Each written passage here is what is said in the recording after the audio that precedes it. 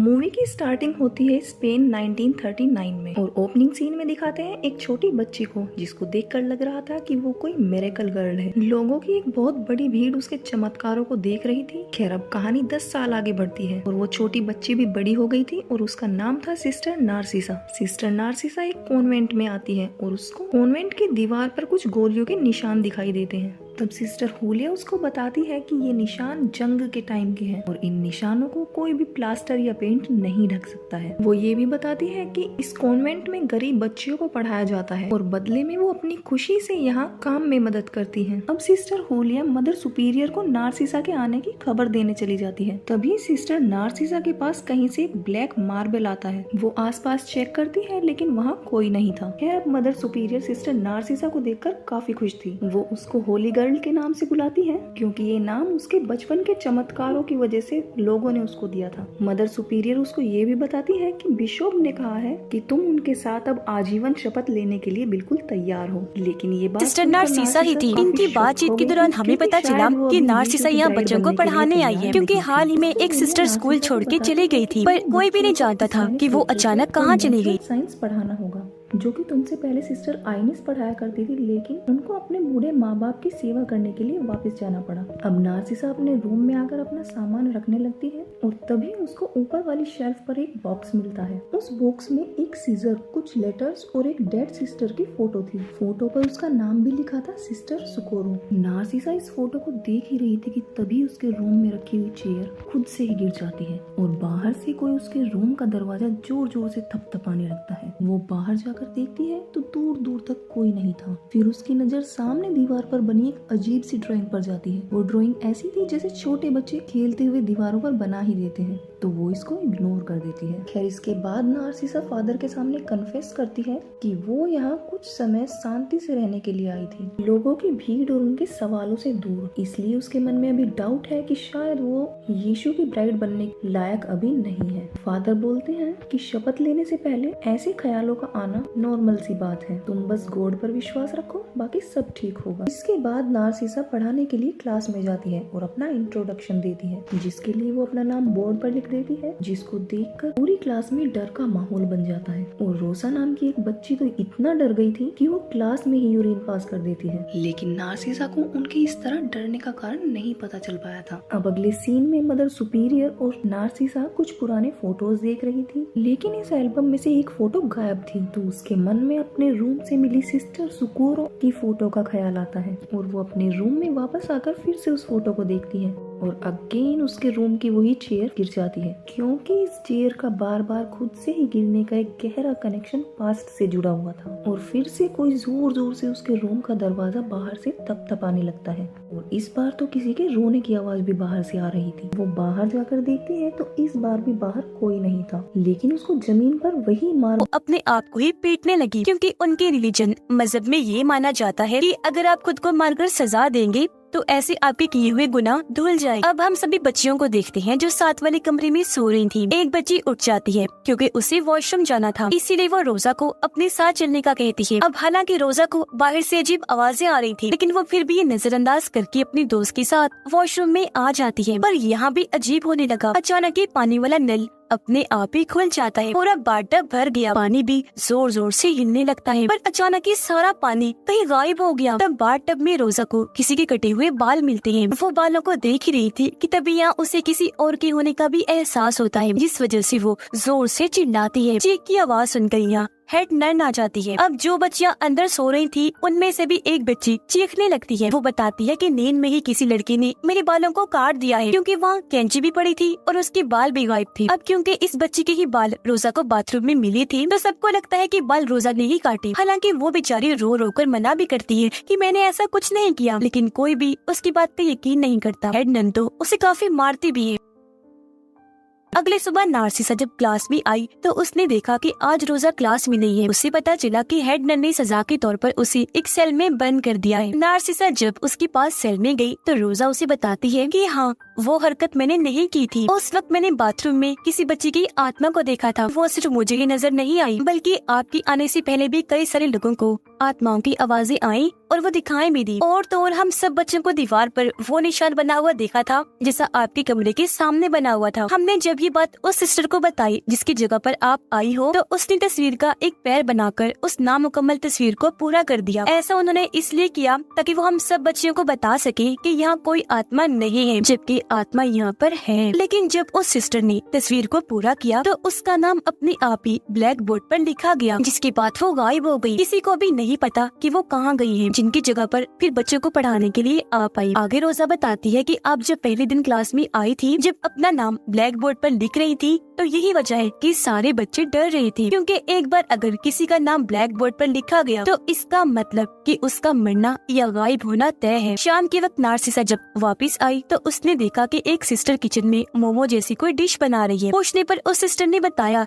कि ये कल सुबह का बच्चों का नाश्ता है। वो नार्सिसा को भी एक मोमो खाने को देती है ताकि वो बता सके कि इसका जायका कैसा है। नार्सिसा वो खा तो लेती है, लेकिन उसका जायका काफी अजीब था और अब अचानक ही उसके मुंह से खून और वो चीज आने लगती है जो उसने खाई थी। पता चला कि वो मोमो नहीं बल्कि इंसानी आंखें हैं, जो देखकर नार्सिसा का दिल खराब हो जाता है। उसे बहुत बुरा लगा और अब वो जैसे सामने देखती है, पता चला कि ये आंखें और किसी की नहीं बल्कि उस सिस्टर की थी, जो अब बिना आंखों के बहुत डरावनी लग रही थी। उसे ऐसी हालत में देखकर नार्सिसा बुरी तरह डर जाती है, जोर से चिल्लाने लगी। वो फिर भागकर एक कमरे में आ गई जहाँ कोई उसका गला और पूरा जिस्म दबाकर मारने की कोशिश करता है, क्योंकि उसका चेहरा कपड़े से ढका गया था और कपड़े भी तंग होती जा रही थी। बुरी तरह नार्सिसा को नोचने लगा, जिसके साथ ही नार्सिसा की आंख खुल गई। उसे ये देखकर सुकून का सांस आया कि ये मेरा बस बुरा सपना ही था। पर अब आंखें खोलने पर उसने देखा कि वो निशान अब और बड़ा हो गया है, जो शुरू से उसे दिखाई दे रहा था। निशान में मरने वाले इंसान के अब 2 हाथ और एक पैर भी होता है, और अब बस एक पैर ही बनना रह गया था, जिससे ये तस्वीर पूरी हो जाएगी। खैर, इस चीज को फिर से नजरअंदाज करके नार्सिसा बच्चों को पढ़ाने के लिए आ जाती है, जहाँ एक बार फिर बच्चे हल्का हल्का बोलते हुए डरने लगती है। रोजा तो इतना डर गई कि फौरन उठकर वहाँ से भाग जाती है। तभी नार्सिसा देखती है कि अब ब्लैक बोर्ड पर रोजा का ही नाम लिखा हुआ है, पर वो यहाँ से सीधा रोजा के पास आई ताकि उसे संभाल सके। नार्सिसा उसे समझाने की कोशिश करती है कि देखो, घबराने की कोई जरूरत नहीं है, मैं तुम्हारे साथ हूँ। रोते हुए रोजा उसे बताती है कि एक बच्चे की आत्मा मुझे अब हर जगह दिखाई दे रही है। नार्सिसा को समझ नहीं आती कि वो क्या करे। तब वो रोजा का हाथ पकड़ के तस्वीर का आखिरी पैर बनाकर उस तस्वीर को पूरा कर देती है, ताकि पहले वाली सिस्टर की ही तरह उसे बता सके कि यहाँ कोई आत्मा नहीं है। पर अचानक रोजा फिर से डर गई। नार्सिसा को कहती है कि तुम्हारे पीछे कोई है, पर अब वो बच्चे की आत्मा नहीं बल्कि डरावनी औरत है। जैसे नार्सिसा उसे देखने के लिए मुड़ी, वहाँ पर कोई भी नहीं था, पर अब वापस देखने पर रोजा गायब हो जाती है। नार्सिसा काफी घबरा गई। वो और रोजा की जुड़वा बहन हर जगह उसे ढूंढती है, लेकिन वो कहीं भी नहीं मिली। घबराहट में नार्सिसा हेड नन को भी बता देती है कि रोजा गायब हो गई है, पर वो तो नार्सिसा को ही डांटने लगती है। वो उस पर काफी भड़की ये स्कूल छोड़ जाने को कहती है। ऐसा लग रहा था जैसे हेड नन ये नहीं चाहती कि यहाँ जो कुछ भी हो रहा है नार्सिसा उसके बारे में पता लगवाए। पर नार्सिसा रोजा को ढूंढते हुए अब एक छोटे से कमरे में आ गई, पर वो यहाँ से बाहर जा ही नहीं पाती, क्योंकि दरवाजा बंद करके कोई उसे यहाँ कैद कर देता है। तभी उसे सामने कई सारी आंखें दिखाई देने लगती हैं और पीछे से ढेर सारी हाथ आकर नार्सिसा को पकड़ लेती हैं, उसे डराने और मारने की कोशिश करती हैं। नार्सिसा यहाँ जिसका नाम लेकर भाग जाती है। तब उसे अपने सामने रोजा की लाश दिखाई देती है। वो काफी दुखी हो गई, जिसके बाद रोजा को दफनाने की तैयारी होने लगी। नार्सिसा काफी रो रही थी। फिर वो उदास मन से ये चर्च स्कूल छोड़कर जाने लगती है। अब वो जैसे सूरज को देखती है, सूरज ग्रहण लगने लगता है, बिल्कुल वैसे ही जैसे उसके साथ बचपन में हुआ था। तब की ही तरह एक बार फिर यहाँ अंधेरा छा जाता है, लेकिन कुछ देर बाद जैसे ग्रहण हटा तेज रोशनी आती है, पर घुटनों के बल बैठकर वो फिर भी सूरज को देखती रही। एक मिनट के लिए भी आंखें नहीं हटाती और इसी के साथ नार्सिसा की आंखें चली जाती हैं, यानी वो अंधी हो गई थी। पर आंखें ना होने के बावजूद भी वो सब कुछ देख पा रही थी कि आखिर यहाँ पर हुआ क्या था। ये वो वक्त था जब जंग छिड़ी हुई थी। नार्सिसा देखती है कि जंग के दौरान कुछ लुटेरे इस चर्च में घुस आए थे। एक लुटेरे ने बेचारी सिस्टर सोकोरो के साथ बहुत गलत कर दिया, जो देखकर नार्सिसा को इतना बुरा लगा कि वो चिल्लाने लगती है। चीख की आवाज सुनकर प्रेजेंट टाइम में सबको पता चल गया था कि नार्सिसा की आंखें चली गई, इसलिए वो लोग उसे लाकर कमरे में लिटा देते हैं। जिसके बाद नार्सिसा दोबारा से सिस्टर सोकोरो की तस्वीर को अपने हाथ में ले लेती है। एक बार फिर पास्ट के उस वक्त से जुड़ जाती है। देखने लग गई कि सोकोरो के साथ जब लुटेरे ने गलत किया था उसके बाद क्या हुआ था। नार्सिसा देखती है कि उस हादसे के बाद सिस्टर सोकोरो की बेटी पैदा हो गई, पर चर्च की इज्जत न चली जाए इसलिए मदर सुपीरियर सोकोरो की बेटी को चर्च के अंदर ही पालती है, कभी उसे बाहर जाने नहीं देते। अपनी यादों में नार्सिसा ये सब देख ही रही थी कि तभी प्रेजेंट टाइम में सोकोरो की आत्मा उसके सामने आ जाती है। अब तक नार्सिसा को भी पता चल गया था कि सिस्टर सोकोरो के साथ पास्ट में कितनी ज्यादती हुई है, इसीलिए वो उस पर तरस खाकर सिस्टर सोकोरो का हाथ थाम लेती है। हाथ के पकड़ते ही नार्सिसा सोकोरो के साथ पास्ट में आ गई, जहाँ उसने देखा कि सोकोरो की बेटी बड़ी हो गई है। अब एक दिन उस बच्ची को तेज बुखार हो गया, लेकिन मदर सुपीरियर, हेड नन और दूसरी सिस्टर उसे डॉक्टर के पास नहीं लेकर जाती। उनकी सोच थी कि अगर वो चर्च से बाहर गई तो सबको पता चल जाएगा कि ये बच्ची सिस्टर सोकोरो और उस लुटेरे की है, तो चर्च की काफी बदनामी होगी। तो इसीलिए वो लोग सोकोरो को एक कमरे में बंद करके उसकी बच्ची का बुखार खुद ही ठीक करने की कोशिश करते हैं। वो तेज ठंडे पानी से बाथ-टब को भरकर बच्ची को उसमें लिटाने की कोशिश करते हैं, पर पानी बहुत ज्यादा ठंडा था, इसलिए बच्ची हाथ पाँव मारने लगती है। पर इस बीच बच्ची का सर जोर से टकरा गया, खून निकलने लगता है। अचानक ही बच्ची ने हरकत करना बंद कर दी, यानी कि उन लोगों के हाथों बच्चे की जान चली गई। अपनी बेटी के मरने का जब सोकोरो को पता चला तो वो इस गम को बर्दाश्त नहीं कर पाई और अपनी जान ही ले लेती है। और अब पास्ट में ये सब होते हुए देखकर नार्सिसा को बहुत बुरा लगा। वो उस कमरे को खोल देती है जहाँ उन तीनों ने सिस्टर सोकोरो को बंद करके रखा था। जो कमरा हमेशा से बंद रखा, किसी को वहाँ जाने की इजाजत नहीं। और अब जैसे ही कमरा खुला, यहाँ पर दो टाइमलाइन चलने लगती है, एक पास्ट और एक प्रेजेंट की, जो दोनों एक दूसरे से जुड़ जाती हैं। कमरा खुलते ही पास्ट में जहाँ सोकोरो फांसी से लटकी हुई थी उसकी आंख खुल जाती है और अब उसकी लाश पास्ट में घूमने लगी, जबकि प्रेजेंट में उसकी आत्मा तीनों को डराने लगती है, यानी मदर सुपीरियर,